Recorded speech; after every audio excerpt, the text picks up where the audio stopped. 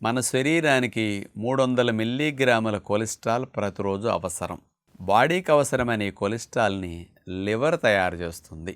లివరే తయారు చేసుకుని సప్లై చేస్తుంది కాబట్టి ఇక బయట నుంచి కొలెస్ట్రాల్ ఉన్న ఆహారాలను మనం తినవలసిన పని లేదు. ఒకవేళ కొలెస్ట్రాల్ ఉన్న ఆహారాలు తిన్నామనుకోండి, బాడీ తయారు చేసేది మరియు బయట నుంచి వెళ్ళేది కాంబినేషన్లో ఎక్కువైపోయి కొన్ని సమస్యలు వచ్చే అవకాశం ఉంటుంది. అంచేత ఈ కొలెస్ట్రాల్ని లివర్ తయారు చేసే దాంట్లోనే గుడ్ కొలెస్ట్రాల్ని మన లివర్ ఎక్కువ తయారు చేయాలంటే మనం లివర్కి ఎలాంటి హెల్ప్ చేయాలో ఇక్కడ ఆలోచించాలి. మనం అందించే ఆహారాల్లో కొవ్వులు సహజంగా ఉండాలి.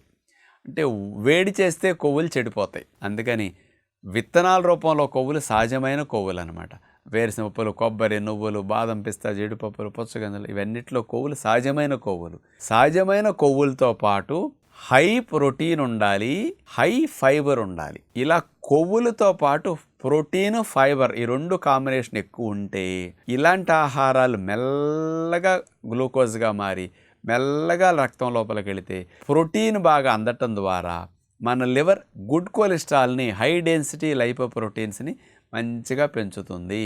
అంటే ఇట్లా హై ప్రోటీన్ మీరు తినరు, డైరెక్ట్ కొవ్వులే తినేశారనుకోండి నూనెలాగా, చెడ్డ కొలెస్ట్రాల్ తయారవడానికి కారణం అవుతాయి. ఇట్లా గింజలను కనుక మీరు తిన్నారు అంటే గుడ్ కొలెస్ట్రాల్ మీ లోపల బాగా పెరుగుతుంది.